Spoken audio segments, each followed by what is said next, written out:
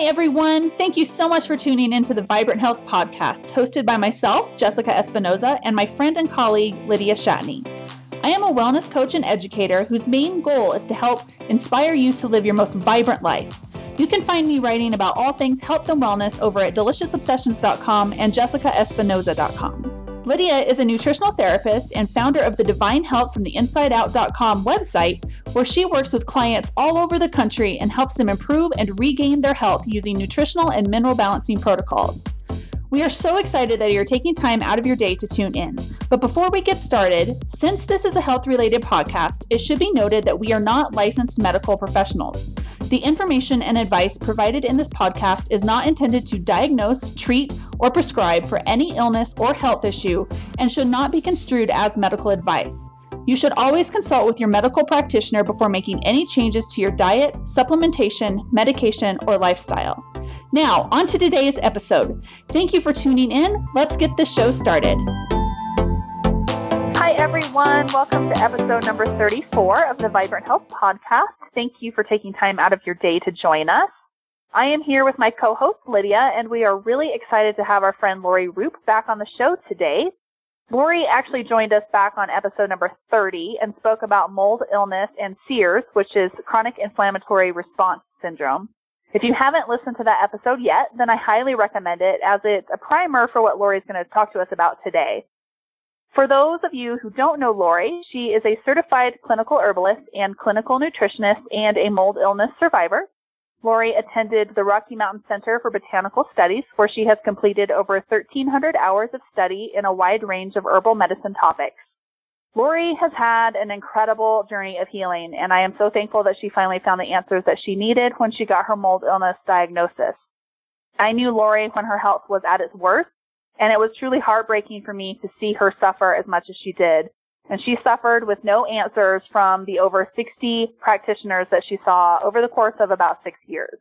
No one could tell her what was going on and why she was so sick. But thankfully, she finally found some answers and has started to regain her health, and now she wants to help spread the word about mold illness and hopefully help others who are suffering from this little-known health issue. So welcome back to the show, Lori. We are so happy you could join us today. Thank you. I am so excited to be joining you guys. Thanks for having me on and sharing all this information. Absolutely. I know Lydia had mentioned that she got a lot of interest after the first episode went live, so it's the perfect time to do a follow-up episode. Sounds good. That sounds good. Well, I'm excited to, get into this.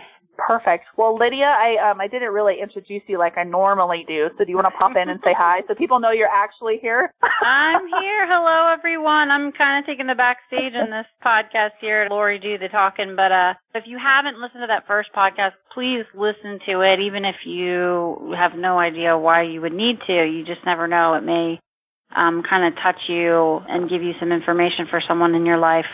I've had a lot of people contact me about it already. So there's not a ton of information out there easily accessible about this. So it's important that we can spread this because it's very real and it can be healed, And so Lori is graciously giving of her time because she doesn't want to see other people go through this either. So without further ado, we'll go ahead and let Lori do her part of the podcast, and I'm just going to kind of sit back here and learn. Nice. Awesome. Yeah. So, Lori, do you want to tell everybody a little bit about you and your journey, just for those who may have not listened to that first episode yet, just so that they're familiar with you, and then we can dive into the nitty-gritty of what you wanted to talk about today. Well, nice. Yeah, you really covered it pretty well in your introduction, that I am a mold illness sufferer. Couldn't find any practitioner in the Denver-Boulder area. Now there are more doctors in the Denver-Boulder area that are treating, but I do think people need to be careful. I think there's a lot of inadequate treatment of mold illness. So really finding a knowledgeable practitioner, I think, is key. At my worst, I spent about 2 years off and on bedridden, unable to drive, unable to work, unable to take care of my own children. It destroyed my family financially, and unbelievably, it did not destroy my marriage. I know a lot of marriages dissolve under this pressure. I am well into recovery, but it's something I must manage for the rest of my life. I'm also the founder of the Denver area Mold Illness and Support Group. We have a Facebook group online, so we meet once a month, so we can kind of share resources and support each other. And like you said, my goal is to educate people about the dangers of mold and mold illness. Yeah, you really have had, and I know there's a lot of people that maybe even had, rougher stories than yours, but yours was really bad. And as somebody that was watching from the outside, it really did break my heart. So I'm glad that you are giving of your time and helping other people, just because this is not something that's well known. I mean, there's tons of information out there about other chronic illness and, Hashimoto's and all of that stuff, but this is really an area that's not being touched on as much. Thankfully, more information is coming to light about it, but it's an area that's new to a lot of people, and we really appreciate you giving of your time to help spread the word. So in the last episode, we really kind of covered all of the basics of mold illness, what it is, the basics of treatment and all of that. So I know today you wanted to talk a little bit about kind of how it's diagnosed and then how it's treated, and get into a little bit more of the technical aspects of that. So let's go ahead and kind of dive into that. And I also know you want to preface this by talking about the perspective that you come from when it comes to dealing with mold illness. Yes, because there are so many different ideas about what mold illness means. I do want to let people know I'm coming from a shoemaker perspective, and I am an herbalist and nutritionist, like you said, so I'm also influenced by nutrition and herbs. My shoemaker certified doctor for myself is a naturopath, Dr. Robin Thompson. She's in Bozeman, Montana. And then I'm also, my mold illness mentor is the herbalist and naturopath, Dr. Cheryl Tilner. There's a couple reasons I chose the shoemaker protocol. I found it has the most research. It has the most patients coming through the protocol, and by far the most data accumulated of any protocol. Like, Shoemaker himself has seen over 7,000 patients since 1998, and McMahon, who's a Shoemaker certified doc, I believe he might have been the one first trained by Shoemaker, he's seen over 700 CIRS, CIRS patients. The Shoemaker protocol is the basis for many of the mold docs that exist around the country.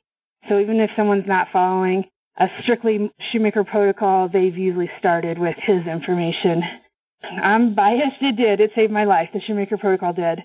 But I also chose the Shoemaker protocol for the strong research it had backing it. And I've also seen literally countless patients improve while participating on the Facebook groups and following the Shoemaker protocol. And so, like we talked about before, when I'd seen so many doctors and I had given every modality a chance to heal me, I saw naturopaths, I saw chiropractors, I saw nutritionists, I saw functional med doctors, herbalists. I'm an herbalist myself. Of course, it broke my heart that nutrition and herbs, wasn't going to cure me of this. Massage therapists, craniosacral, MDs, I used essential oils, I used frequency medicine, I used traumatic brain injury treatment, I used vision therapy. None of these gave me sustained, significant improvement. And that's because none of these modalities were treating the root cause, which was mold illness. Right. And so what you had talked about earlier is how doctors kind of go through and officially diagnose someone with CIRS, CIRS.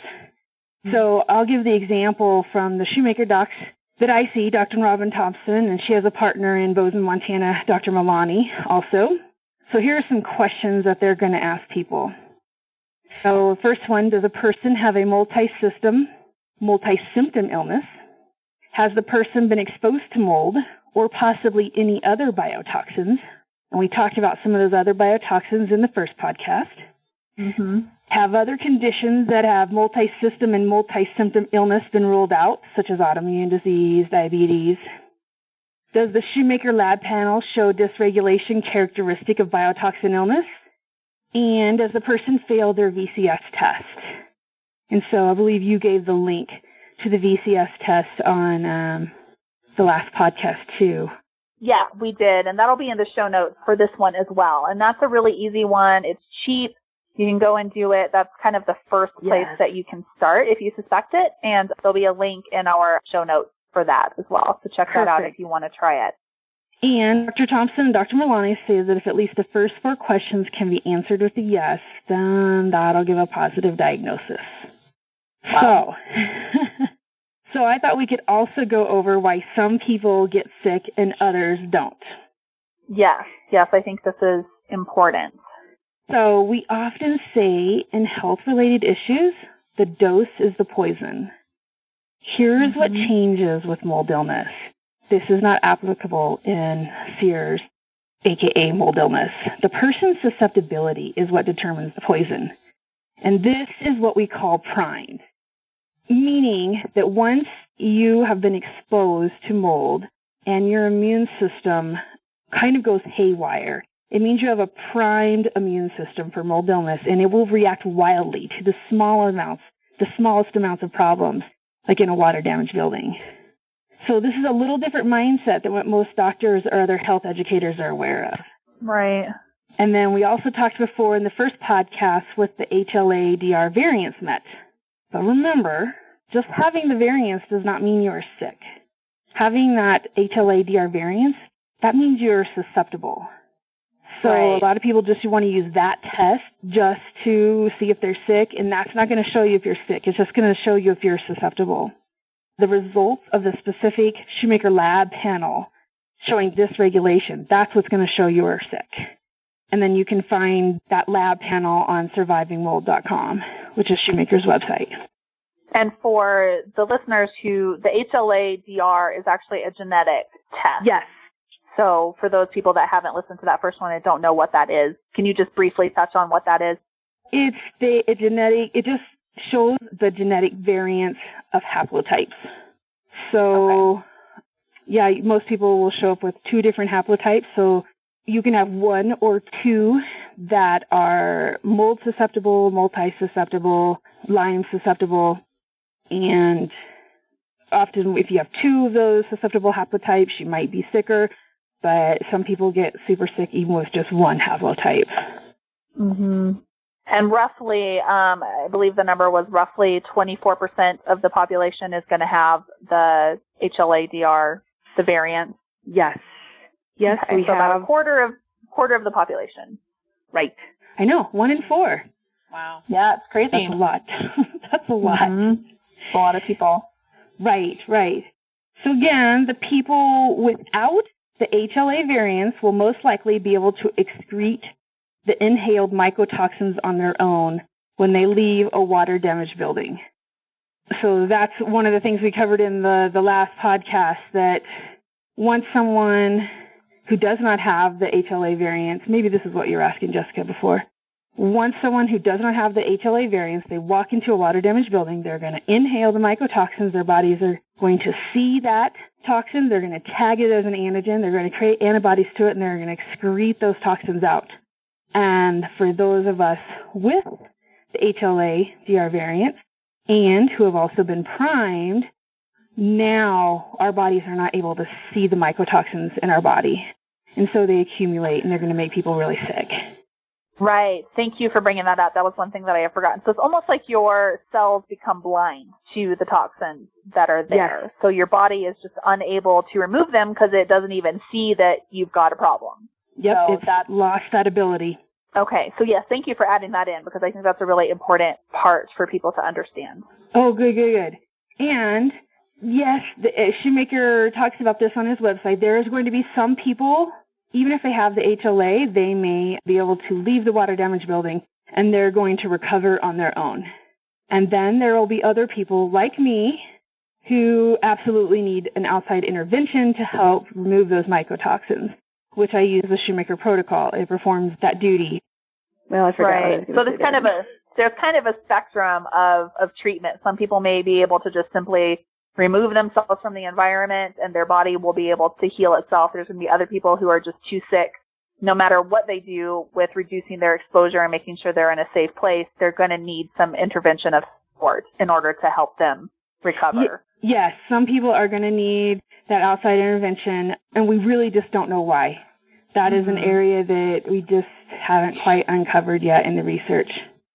Some people can get better with just avoidance, and some people are going to need to use binders, which a lot of this podcast today is going to cover, that really popular topic of binders and all the problems people have with it. So It's a really critical part, and I feel like we just explained why we need binders, because these mycotoxins are in your system and you need to get them out. Right. So I've also wanted to point out to people that I read roughly 5% or fewer people who get mold illness do not have the HLA-DR variants. And another Shoemaker certified doc reported this number is around 1% in his practice. So he's saying that almost everyone in this practice has the HLA-DR. But these people still get very, very sick. And really, like I was saying, this is largely unexplained, except that we also have information that if you have enough of a reduction in your hormone, MSH, which is melanostimulating hormone, it can leave you susceptible to mold illness. Mm-hmm. So even if you don't have the HLA, if your MSH goes low enough, you're still going to get really sick from mold illness. It's always a possibility. And as Shoemaker likes to say, nothing in biology is 100%. So I think we all know that. Right?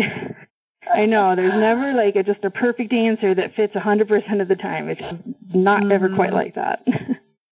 Yeah. So I thought if it is determined you're sick, then we can go over treatment begins, and Shoemaker outlines it on their survivingmold.com website under step-by-step. So this is a little bit of a recap from the first podcast. I feel it's really important. Number one, step one, is to get out of the mold. And it's more correctly, it's the water damage building that you need to get out of, because remember, in the first podcast, we covered the plethora of molecules and particles that exist in a water damage building. It is not just mold. Mm-hmm. And again, if someone gets better by leaving the water damage building, then no more treatment is needed.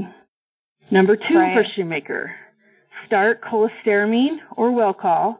These are bile acid sequestrants. Bile acid sequestrants are anion exchange resins that bind bile acids in the intestine and do not allow it to be taken up by the enterohepatic circulation. The insoluble complex of bile acids and bound mycotoxins are all then excreted in the feces. Does that make sense? Yeah, can you? For the most part. Can you expound a little? So, I mean, I'm educated on bile and helping my clients get their bile flowing better, right? So you're saying that this is going to do more than just that. You're going to get the bile flowing, and then you're going to help it so that these mold particles aren't going to get absorbed in the body as they're excreted, kind of thing, or? Well, actually, the bile acid sequestrants don't really help promote bile flow. So, like, what you and I offer, Lydia, what I find is really helpful, because once digestion slows down and you have reduced bile flow, then it's going to inhibit cholestyramine or Welchol for doing what it needs to work. Okay. But we have the enterohepatic circulation, and you have bile acids that go through in the intestine, and then they're going to get absorbed back up because human beings they recycle this. You don't want to spend all your energy making new bile acids every single time that you're using it for your entire life. So we recycle certain things in the body. So mycotoxins get in that bile. They're like mycotoxin-laden bile. So then the cholestyramine comes in, and it binds to the bile. And now that bile cannot get reabsorbed back up into the body. Okay. And because that big insoluble complex, it binds tightly. The cholestyramine binds tightly to the bile, and now it comes out in your poop. Okay. And that's how you're getting mycotoxins out of your body. Got it. Yeah, right? I find it pretty fascinating. And so cholestyramine is what they used to use before statins hit the scene. Cholestyramine is what they used to reduce cholesterol. And they did this because the cholestyramine would bind to the bile acids. Now the body had to, and it would excrete that out, so the body would have to use cholesterol to help create more bile acids, and so therefore it would lower the overall cholesterol level. Now there's some debate whether cholestyramine actually did work that well for really lowering cholesterol. Some say it just never was that great at lowering cholesterol on its own, but it really works fantastically to remove mycotoxins. Interesting. Yeah. So this use of cholestyramine to lower cholesterol is considered off-label. which Shoemaker writes is legal, ethical, and a part of standard medical practice in his CSM fact sheet. And I know that I'll send you that link so you can put it in the show notes, Jessica. Okay. Well, you probably already have that one. And so it just means that you're using it for something that the studies were not, there was no research showing the use of this medication for, but the FDA also ruled in 1999 that there was no reason to expect an increased risk to health from use of cholestyramine in a group of patients who have biotoxin illness from those who don't. So it's a really common medication that has relatively very few side effects. We'll talk about some of the side effects, what you do to work around them. But it's safe. It's been used by millions of people. And so we find it to be of great use in the mold community. Interesting. Okay. Yeah.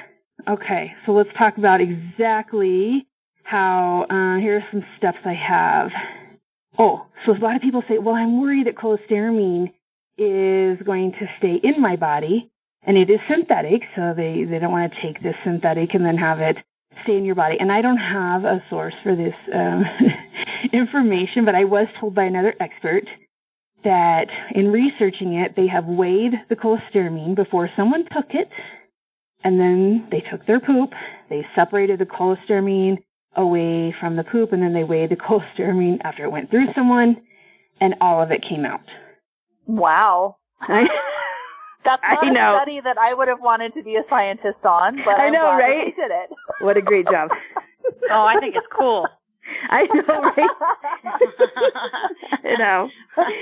I don't have problem talking about my own poop, but I just, when we start getting into other poop, it's just, yeah. Okay, well, boy. Yep, it's part of the mom job, right? Oh yes, I'm bracing myself. I've got enough mom friends on Facebook, and I see their comments, their poop stories about their children, and I'm just like, wow, I've got a lot to look forward to. Oh yes. And that's only one thing. Yeah. So, boy. Basically, you take cholestyramine to bind mycotoxins in your system, which then you excrete in your stool. So, taking cholestyramine, if you have mold illness, performs a function in your body that it isn't able to do on its own. So, I also supplied some research, which I know Jessica is going to put in the show notes, that support the use of cholestyramine as a bile acid sequestrant. And so then the next big question I get from I will definitely add those in. Oh, good. And then the next big question I get from people is cholestyramine is a prescription, so they may or may not have access to a doctor, or maybe they want to use something a little bit natural. So they always bring up, what about natural binders such as clay, charcoal, and others? And both Shoemaker and Dr. Cheryl Tilner have worked very hard to try to use natural binders. And throughout everything that they have tried, they have just not found that natural binders are as effective or reliable or consistent. Every once in a while, someone really gets a lot of relief from it. That's great. But overall, it's just not a consistent help for people. And it just takes so much longer. People get really sick, and they might have to be on cholestyramine for a while. And so a natural binder, you could be using it for years and just seeing very little progress. And so this is just one of the reasons that they have not. And think about Dr. Cheryl Tilner as a naturopath. Her whole entire life is built around natural products. And if she's saying that she's tried them and she just couldn't find good results with natural binders, I find that to be a really reliable source. Mm-hmm. Yeah. So maybe in the future we'll find something that is as reliable as a natural binder. But in the end, we just want people to get better, so we try to recommend what is going to help people to get better. So, also, since this is a podcast run by my two friends who are natural-minded bloggers, and I'm sure we'll have natural-minded listeners, I do want to address some worries people have when they say they just don't want to take meds at all. Cholestyramine and Welchol, which are the bile acid sequestrants, they're not natural products. So first, I'm going to explain my position, and then I'll explain how they're used. Anyway, I'll explain it all. So I consider myself and practice as a vitalist herbalist. So what does this mean? Vitalism to me is a very large and complex subject, but I'll try to make this as concise as possible. Vitalism is a holistic approach aimed at improving health through supporting one's vital force. And you also address mind, body, spirit, and the interconnectedness of the world. But one tenet of vitalism is the belief that the body can oftentimes heal itself if given the right tools or remove the roadblocks that are prohibiting health. As Vitalist Herbalists, we suggest diet, we suggest lifestyle changes, herbs, other relevant modalities as a way to support the body to heal. Like, our goal is to address the root cause of whatever is causing the problem, which I find often to be in direct opposition to mainstream medicine, whose main goal is to use meds to suppress symptoms. My favorite example is high blood pressure meds. Doctors don't typically try to find out why the person's blood pressure is high and deal with the cause, but they just immediately give a med to suppress the high blood pressure. So now let's think about cholestyramine in this picture. Shoemaker already knows what the basic root cause as to why you're feeling sick with mold illness. And yes, for people already in the community, this can be debated that the actual root causes are the gene variances, but we can't do anything about gene variances yet. Shoemaker is working on those, or maybe they'll say that like a primed immune system is the root cause, but we have stuff to work with that also. But really a big crux of it is because the body lacks the ability to see and identify and excrete the mycotoxins in the system. So we use cholestyramine to bind to these biotoxins and escort them out of the body. So like we had been saying before, cholestyramine performs a function in your body that your body is unable to perform itself. You are mechanistically removing the biotoxins, but then you're vitalistically removing the roadblock that was impairing health. That's a beautiful summation of that, because I know that, myself, I don't use any pharmaceuticals unless I absolutely have to, and I know that a lot of our listeners feel the same way, but there are some cases where pharmaceutical drugs do need to be used, and this is a really legitimate and good case where the drug is going to serve some sort of purpose that your body is simply unable to perform at this time. So yes, you're not suppressing anything. Yeah. And this is the heart of what medicine really should be anyway. So when we do, there are cases where we do, and that's the whole point, original point at least. Right. So no, it's great. I appreciate your extra explanation for that because it's well said. Well, good. And sometimes I get even a little bit crazier and I compare cholestyramine to a prosthetic limb, because you need that prosthetic limb to, like, let's say it's a leg, you need that to walk upright. It's going to make your body work better. You're never going to regrow that leg. You just need it to do something that your body cannot do on its own. And I see cholestyramine as stepping in right now to do something that our body cannot perform on its own. Maybe in the future we're going to be able to reverse that, and I hope so. But that's how I see the use of cholestyramine right now. I totally agree. That's a great explanation for everything. So hopefully that soothes some concerns that people might have about using a pharmaceutical. And you have to remember that a lot of people that are they're finally finding mold illness as being the root cause for them. Some of these people are very, very sick, and they have tried everything, just like you did. You had so many different diagnoses, and you tried everything you possibly could, and nothing was working. And sometimes you have to call in the big guns to get your health back on track. So there's definitely nothing wrong with that. Well, cool. Awesome. So do you want to talk a little bit about what happens? Let's see. I think we're going to go into what happens if people can't tolerate. Well, actually, there's a few downsides that people theorize about when using cholestyramine, and I just kind of wanted to address those. Okay. Yeah, so Susie Cohen has an article that talked about cholestyramine depletes magnesium, fat-soluble vitamins, and folate. I'm sure it has a side effect. There's side effects to everything. Then my question is, to what extent does cholestyramine deplete those vitamins and nutrients? And so I can share my own experience. I've been checking my RBC magnesium, which I know that Lydia uses also in her practice to check, and it's a favorite.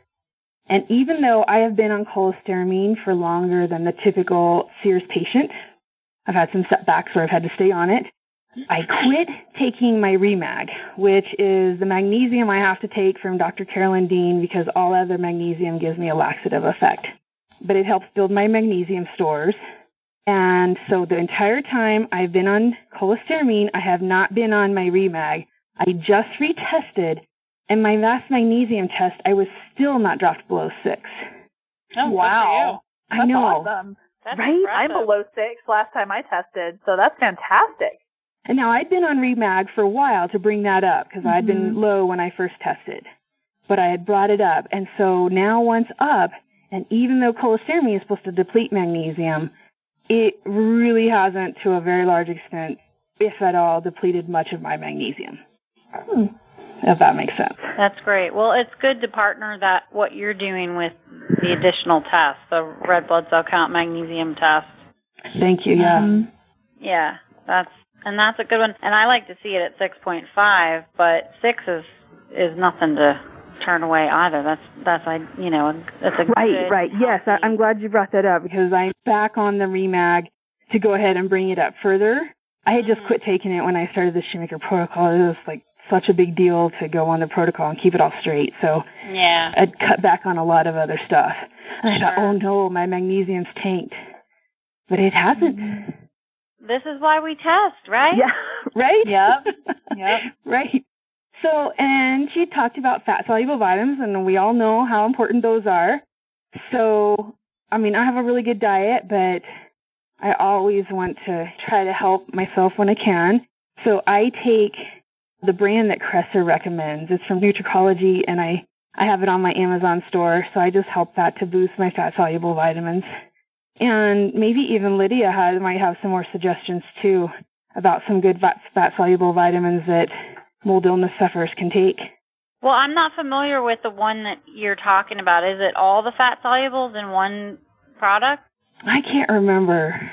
I'd have to look that up again. Yeah, because it's tricky. Fat-soluble vitamins are tricky. So I don't usually give people a broad option other than maybe the Nordic Naturals Arctic cod liver oil or Rosita's cod liver oil or liver pills, for your vitamin A and D. You don't really need it. Most people are really confused about vitamin D. That's a whole other podcast. Right. And then the K2 piece. So there's a lot of that we can't really walk away from this podcast with a exact solution on the fat solubles for everyone. So Right. But they are important, that's for sure. So it's good that you're making sure you're supporting that because it's hard to get in the diet. It's very, very hard to get enough in the diet. Right. Even if you're eating good. Right. So, well, in conclusion to all that, I would just say that I myself, and then also I've talked to my Shoemaker doc, Thompson, in Bozeman, Montana, kind of fairly extensively about this, and just overall, she's not seeing any major issues either from long-term use of cholestyramine. So we're just seeing the benefits far outweigh any problems. So that's a big help. It's probably hard to say since everybody who might get a mold illness diagnosis is going to be unique in their situation, but is there usually an average duration of how long people have to take the CSM, the cholestyramine, or does it really vary from person to person? Well, I used to see, I think it was in the Shoemaker literature, and maybe Dr. McMahon, they had talked about only using it for 9 months. But when Shoemaker started all this, he was looking at Pfiesteria, and then he realized that this is much bigger than Pfiesteria, and he moved on to water-damaged buildings. And I think what we're finding is that people have just been left with like a chronic fatigue illness, chronic fatigue diagnosis, fibromyalgia, Lyme, MS, and we've not really counted them until they find out that maybe they don't have those and they in fact have mold illness. And so then we're like, well, these people are really sick. And so I think we're finding more and more people that we didn't know about, and I don't really know that there's like an average number because these patients we're just finding more and more people that have it, and so we're not even sure who is mainly the people that have this problem. Right. Yeah, I wasn't sure if there was any way to really even get an average for that. So. And it might be somewhere too. I may not just have that data. Yeah, that's fine. Absolutely. No No worries. I was just curious. Yeah, that's a good question. And so I also want to address, there are people that cannot tolerate cholestyramine. And so I really recommend, people are going to say, well, what are my reactions going to be? I really recommend working with your shoemaker doctor or someone else on this, because that's pretty hard for me to explain in this podcast, to try to differentiate for people when they really can't tolerate it or when they're just in the middle of an intensification reaction. But the people that absolutely cannot tolerate cholestyramine, Dr. Shoemaker will then often use Welchol. So this cholestyramine has to be taken away from food. Welchol can be taken with food, but it's only about 25% as effective. So it's still going to take you longer to get well. But if that's what you have to use because you can't tolerate cholestyramine, then, that's what you have to use. Mm-hmm. Another little trick is, I know lots of the Shoemaker certified doctors and Tilner herself, they'll often use a combination of cholestyramine mixed with a natural binder. So the clay or the charcoal, they'll mix that with the cholestyramine, and this will help reduce cost and hopefully will still work fairly effectively. Mm-hmm. So just another little trick for people to try. And so again, yes, some people are going to get well with natural binders, but just overall, they're not as effective, consistent, or reliable. If you're a person that wants to try it, I do suggest you try it. If you've been diagnosed with mold illness, you're like, well, I want to try and see what happens. No harm in that, that's for sure. Here are some other steps when people are getting started taking cholestyramine, because this can be a really big deal. A lot of things that can happen to you, so I have a few steps to go over.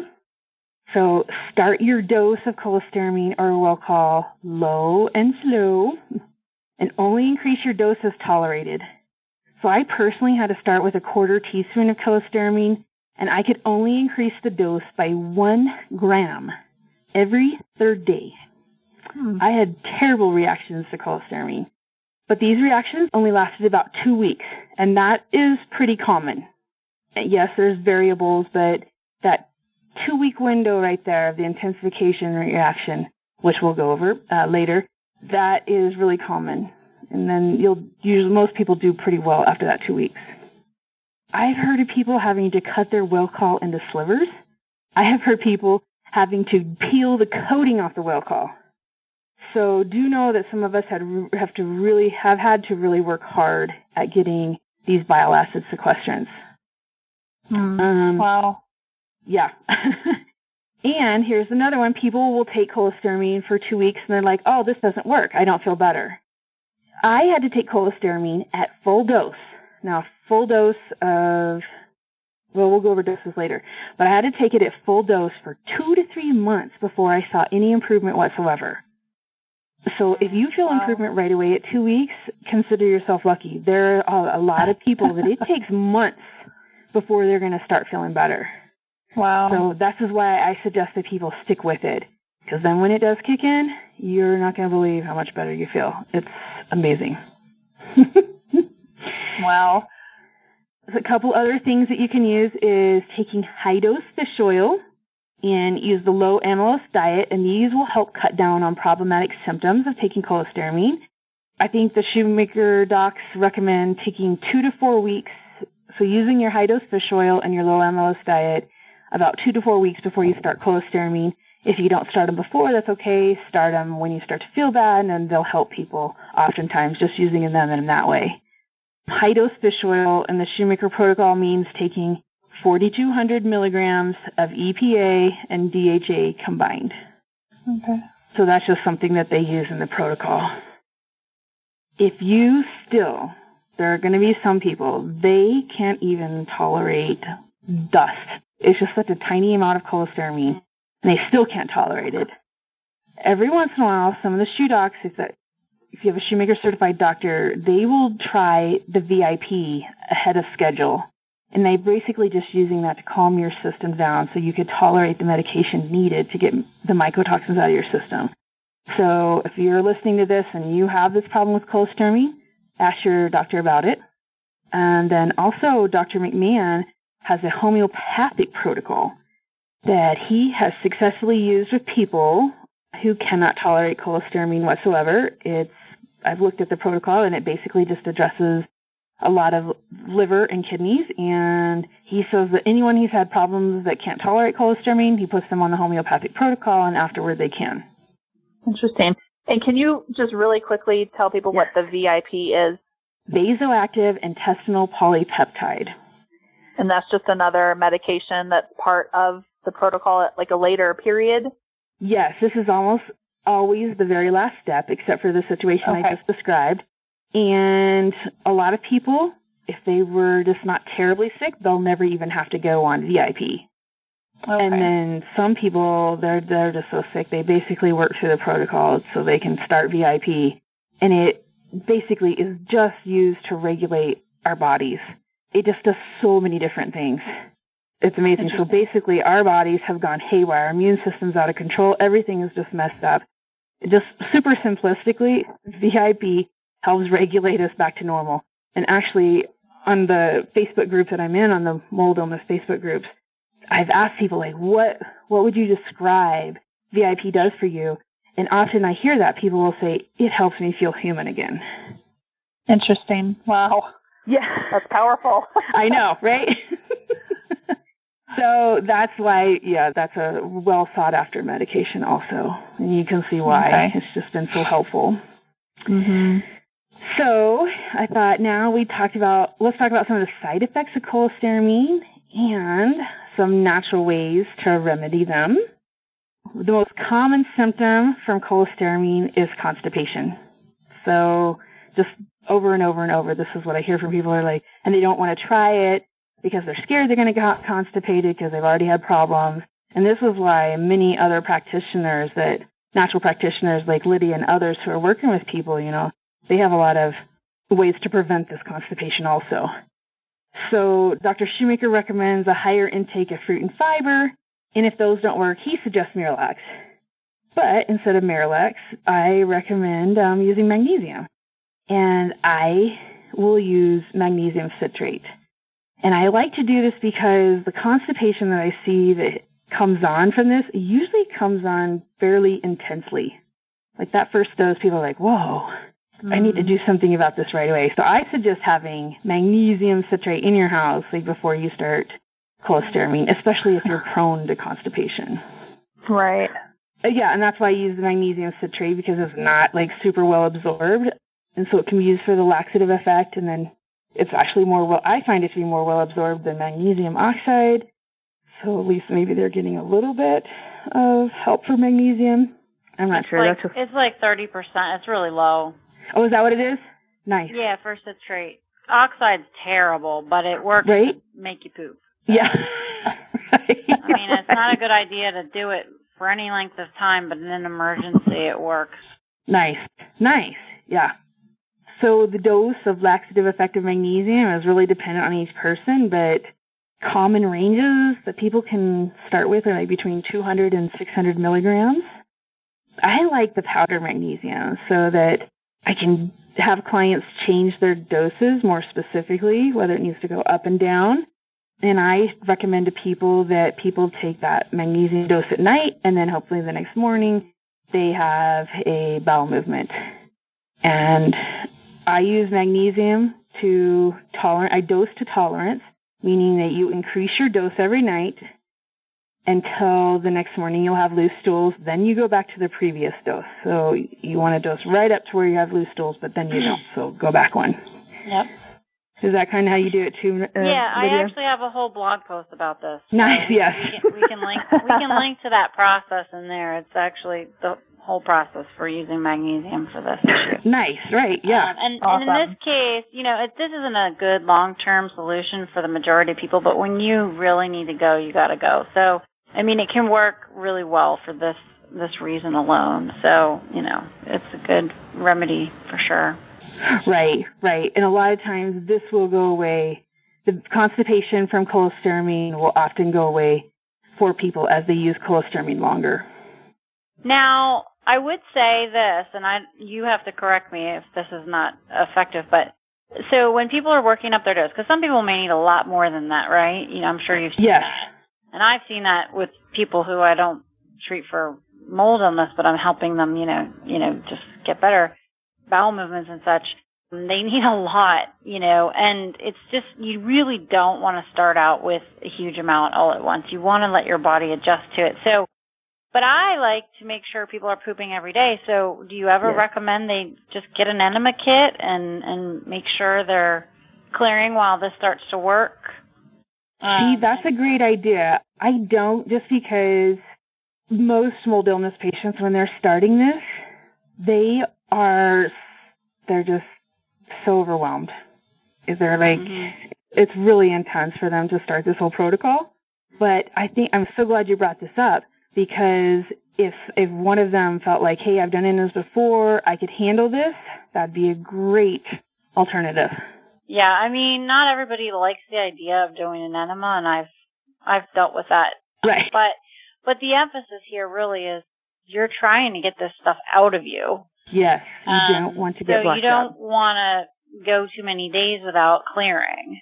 Right. So it's not like, the person would have to do this every single day or anything, but in the interim, to kind of, it's just a quart of warm water, and it could really clear the pipes. Right? Yeah. So, I would definitely say if a mold illness client is up to that, that is another great remedy they could use. Yeah, I'm a big fan of the enema kit, and most people are freaked out by it, but we need to embrace this tool because it's pretty helpful. Right. Mm-hmm.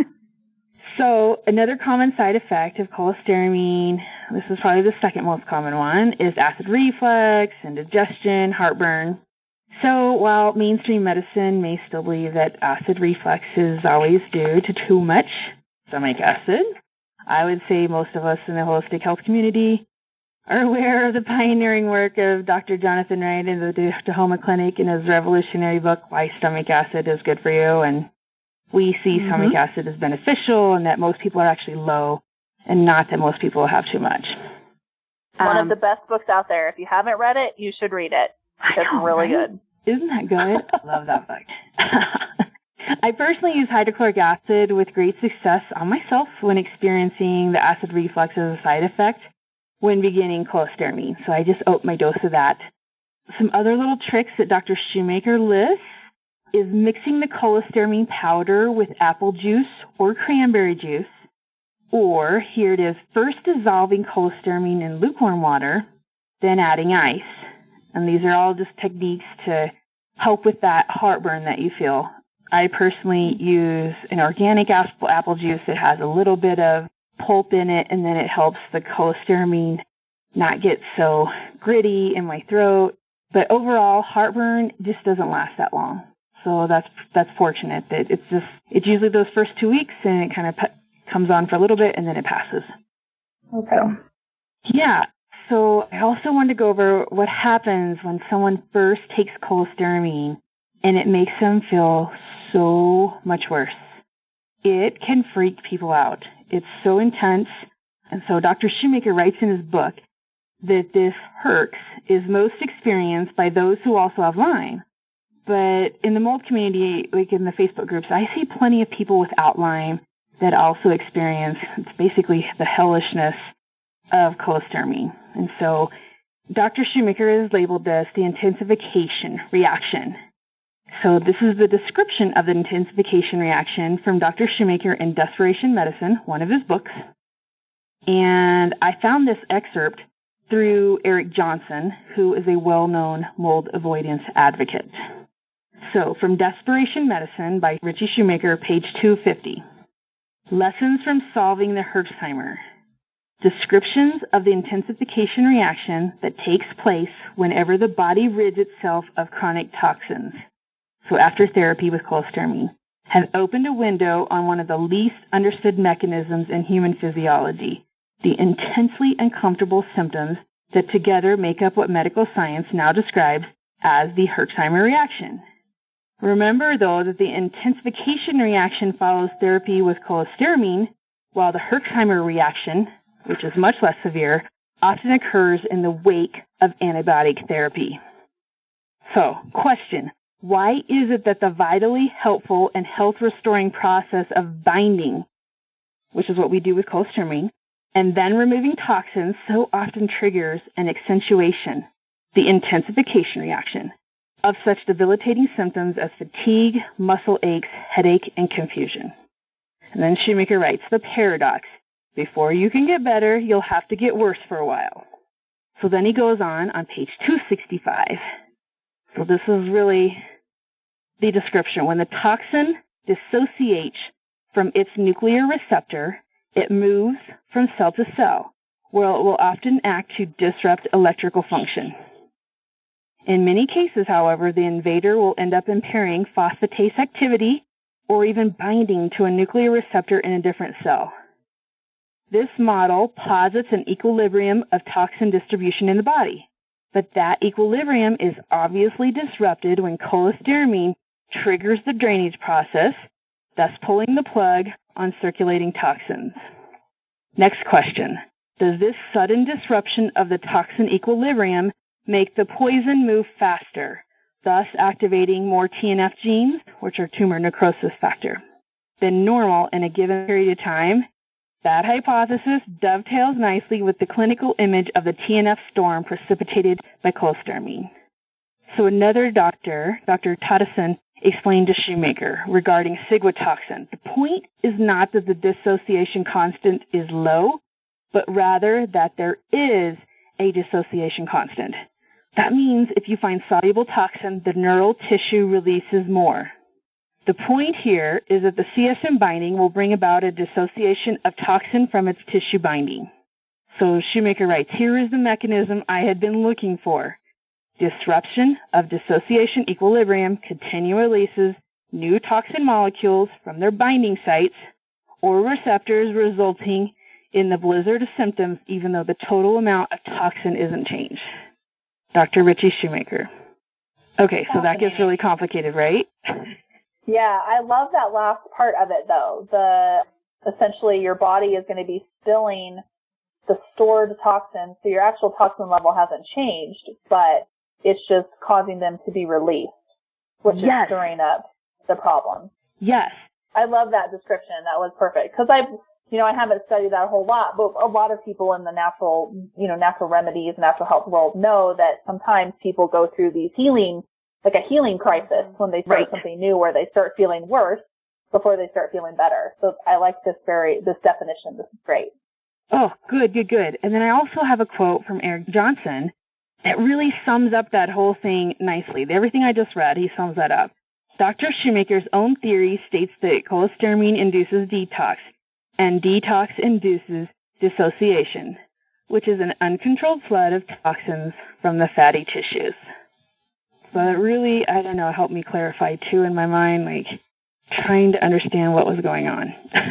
Mm-hmm. And I also want to say you can read much more about what Lisa Petterson and Eric Johnson have to say at paradigmchange.me. They have some great information there, and they can really fill you in on a lot of other aspects of mold illness. Okay, cool. Yeah, that link will be in the show notes for sure. Oh, cool. So, we haven't even covered every aspect of cholestyramine yet. You ready to hear some more? It's a pretty big topic. It's really big, and I feel like it's really where most people get the hang-ups right away on the Shoemaker protocol. And if they can get through this, I would say most people, this is where you see a lot of your life-changing improvements. Mm-hmm. It's just that critical. So let's cover the different types of cholestyramine. The most common form of cholestyramine, and the form that thousands of Shoemaker patients have gotten well with, is regular cholestyramine. Sometimes it's called Questrin. It can come in packets or in a can. The color of it is orangish, yellowish, and it contains artificial ingredients. Here's a list of one of the brands. It says acacia, citric acid, DNC yellow number 10, DNC yellow number 6, flavor, natural and artificial orange, polysorbate 80, propylene glycol, alginate, and sucrose.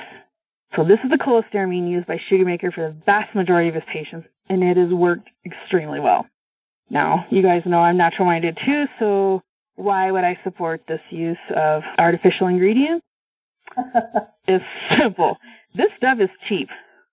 It is commonly covered by most insurances, and most mold illness sufferers are practically going broke from all of this.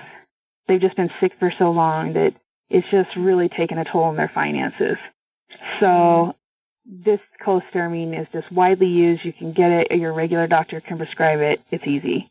A dose of this regular cholestyramine is 9 grams, and a full dose of cholestyramine for mold illness sufferers is 4 doses a day.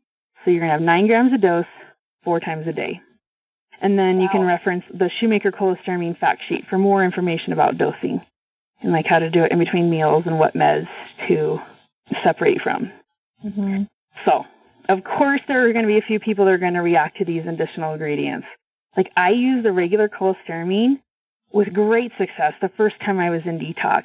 Then after I was re-exposed and I had to start cholestyramine again, I found the regular cholestyramine was bothering the area on my teeth where I'd lost enamel. Now, I've lost this enamel years ago, and I really think that mold illness is the biggest problem for all my dental issues. But now that regular cholestyramine was irritating the exposed tissues from lack of enamel. So then I had to switch to the pure compounded cholestyramine. This is a pure cholestyramine resin that has no added ingredients. You're going to have to buy it from a compounding pharmacy. A dose of this pure compounded cholestyramine is 4 grams. It is quite a bit more expensive. It is often not covered by insurances, as it is compounded. A lot of insurances don't cover compounded medications. And I've heard people say that this cholestyramine is a more aggressive way to treat CIRS, but I can't really find any support for that in the Shoemaker literature. But it's definitely more expensive. If you can use the regular cholestyramine, better. If you can't, then you have an alternative, I'll bet a more expensive alternative, which is compounded cholestyramine. The other one I want to mention is cholestyramine light, or I've seen it called Questern Light. This cholestyramine has all the artificial fillers, but instead of sugar, it contains aspartame. So I think if any cholestyramine should be avoided, my opinion, it should be this one. I think we know aspartame has been recorded in the research for causing problems for decades, causes digestive upset, neurological issues, and both of these are really big problems for moldies anyway, so you're just exacerbating the problem. And there's been lots of new studies recently about the tie between aspartame and leukemia as well. So really? Coming out. So I think Green Med Info has published information about it, and I actually just saw something in my Facebook news feed yesterday or the day before about a study about aspartame and leukemia, if I remember correctly. But Green Med Info has a lot of information on aspartame and even all of the other artificial. Oh, you know what? No, I think sorry. Scratch all that. I'm mixing up aspartame and Splenda is the one that's been linked to leukemia. So scratch that. I don't use any of them, so I know, right? All of them are the devil. So it was Splenda. There is information about Splenda being linked to leukemia, not aspartame, sorry. But aspartame's bad for you. Right? Yeah. Yeah, sorry right. About that. No, we totally agree on that. Yeah. So that's the one cholestyramine I just recommend people don't even bother with. But if people have questions about like what I've gone over too, I am part of a mold Facebook group, and it's a fantastic resource where we discuss a lot of the Shoemaker protocols, and people can ask questions about different things like, oh, I'm having problems with this or that in the Shoemaker protocol, and what have other people done. And so that Facebook group was started by my friend Patty, and then my friend Pam has joined her, and Caleb and I as admin, and so I think it's been a great resource to the community. But I would say that cholestyramine questions are definitely a really big topic on the group, and people can really get more answers if they need. The group is called Toxic. You'll probably put a link to it too, huh, Jess? Yeah, definitely. But it is called Toxic Mold, CIRS, and Lyme Disease Support Group. And so just another great place to ask questions, and we definitely cover a lot of cholestyramine information. Awesome. Yeah, I will put a link to that as well. And so, to kind of wrap it up, I have put together a list. So if you're on the Shoemaker protocol and you can do regular cholestyramine that you just get from your regular pharmacy, fantastic. That's a great way to start, and hopefully you can stay there and not have to spend a bajillion dollars. But for those of us who have to go to compounded cholestyramine, a lot of us in the groups have been putting together a list of the best places to buy. So I put together a list of the top 4. It was 3, but now I have top 4 places to buy pure compounded cholestyramine in the U.S. As when I called around Denver, I was given like different compounding pharmacies. They just weren't used to supplying this for people, and so they'd quote me a price of like $1,000 or $2,000 for 1 month. So yeah, that's a lot. Yeah. So here's a list for the top 4 that I found. Number 1 is Clark's Pharmacy. And Jessica, are you going to put this list on there? I have phone numbers for them. I can, yeah, if you think it would be helpful. So this is for people, now, please, please, please don't just start taking cholestyramine. Yes. Because you might suspect you have issues. This is something that you need to get your proper diagnosis and you need to work with a practitioner on. I don't want people to go out and start just taking stuff. So yeah, I will definitely include this information on the site, but this is only for people who have already been diagnosed and are starting on the cholestyramine and they're under the care of a physician, of some sort of practitioner who's trained in mold illness. So I just wanted to put that little disclaimer there. Yes. So that people know. Yes. So I have to be under care of a physician and only if you cannot tolerate regular cholestyramine. Mm-hmm. Number 1 coming in is Clark's Pharmacy, $180 for 500 grams. $20 shipping. They don't have a website, so make sure you use the number that Jessica supplies and don't use the number from Google. They're trying to get that. It's the wrong number. Anyway, naturopaths from certain states cannot use them. But $180 for 500 grams, which is a month's supply. It's pretty fantastic compared to the $1,000 or $2,000 I was quoted when I first started calling around. Yeah. Number 2, Custom Prescriptions in Washington. $225 for 500 grams, free shipping. That's the one I use. Number 3. 500 grams is typically a month's supply. A month's supply roughly. At full dose. At full dose, okay. Yeah, and so some people may be at a third of a dose for months, and then some people may be on half dose for a year. It just depends like how fast you're able to tolerate it, and your doctor will definitely work with you on that. Right, okay. Number 3 is Apothecare in Florida. They have $250 for 500 grams. Shipping is dependent on where you live. Number 4, Hopkinton Drug, and this is $248 for 480 grams, $25 shipping. This is a pharmacy that's worked with Shoemaker for many years, and they carry multiple products of the Shoemaker protocol and more. And so if you're using other Shoemaker meds too as you go through, definitely keep Hopkinton on your radar and price check with them. So they carry a lot of stuff and really great prices. So awesome. So any other questions about that's basically step 2. So you can see how complex this entire protocol can get. It can seem really simple just because it's these few steps. Like 14 steps, get through them. But now we've covered basically steps 1 and 2 in 2 podcasts, and you can see how expanded it can get and how people can really get lost, and so they just maybe need a lot of support through the protocol. Yeah, I feel like this could be like a whole huge series of episodes just because it is so complex and it can be very overwhelming. I can see just from today, like even just the process of starting the cholestyramine could be overwhelming for people. Yeah.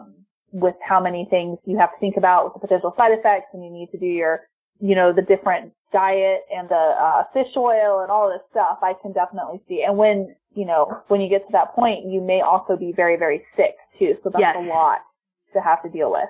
So yeah, I'm very appreciative that you've shared this information with us. And then, perhaps sometime in the future, we can even do a deeper dive at some point as well. The door is always open. You're always welcome here. So, if you ever want to keep talking about it, we're open to it.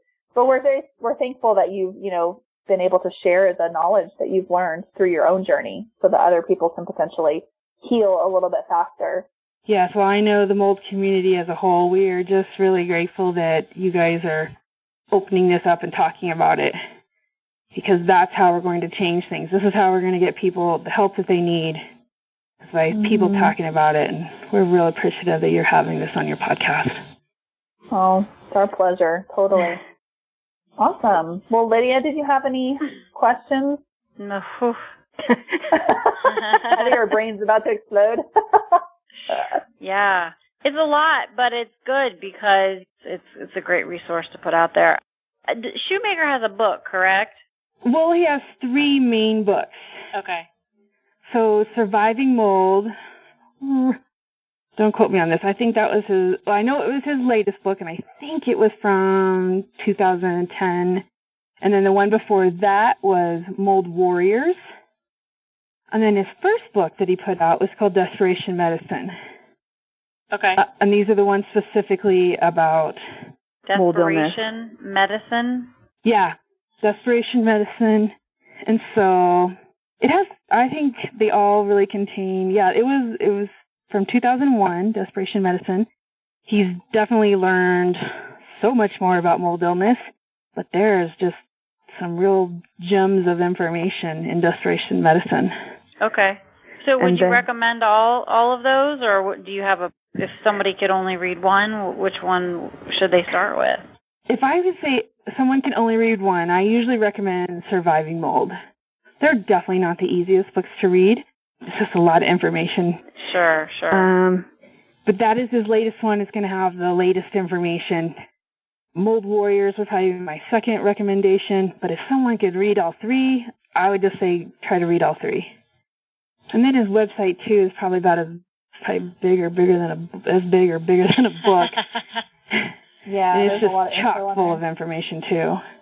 And then, like Surviving Mold and Mold Warriors, he also has people write chapters. So the Belperons, which is a family that their entire family was super sick, had to recover from mold. They've written a chapter, I believe, or he wrote one about them. I think Eric Johnson has written a chapter or 2. Greg Weatherman, who is one of the most sought-after remediation specialists who knows about mold illness.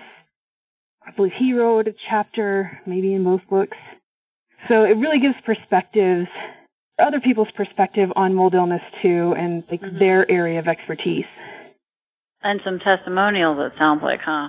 Yeah. I mean, I don't think Eric Johnson really went through the Shoemaker protocol, but his information on mold avoidance is critical.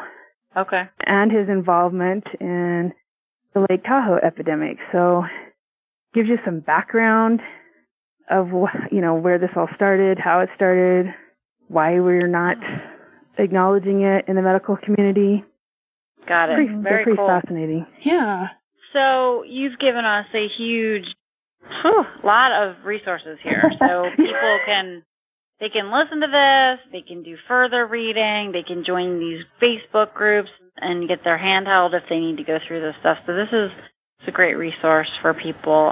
So thank you so much for putting that out there, because it is a lot. I mean, I know myself just from stuff I've gone through, and it's nothing compared to this, like the eczema podcast that we did about my, specific thing, because that's a big problem, right? Mm-hmm. And, when you're just searching and struggling, it's so hard to put it in perspective, too, because you're very emotional and vulnerable as well. So It's great to have all this, kind of put out there. So it's awesome. I appreciate it. And I do know that it's going to be helpful. It's something that people need to remember is if you're doing it, like Jessica said this at one point, and you've done everything you can to heal and you're just not getting better and you haven't looked into this piece, it's really worth getting started with. So listen to that first podcast.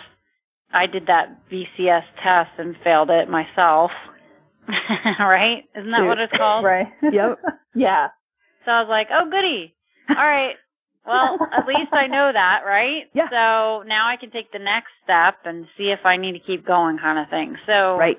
And it's not so overwhelming to get started. So I appreciate it too myself. That's great. Well, I'm really glad to share this information. Awesome. And it's always fun chatting with you, too. Well, I've had a lot of fun having you on the show, so I'm thankful that you decided to come on and share more. And, I hope this helps a lot of people. Sounds good.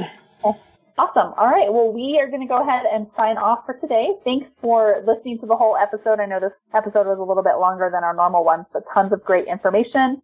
And if you haven't listened to the first episode already, that was episode number 30. So you can just go back in our archives and find that one and get the first part of all of that taken care of. So if you have any questions, definitely let us know, and we will talk to you guys again soon. Have a great day, everybody. Bye. Thank you so much for listening to the Vibrant Health Podcast. We really appreciate you taking time out of your day to listen to the information we're sharing. If this information resonated with you and you know others who could benefit from it, we would love it if you'd share it with them.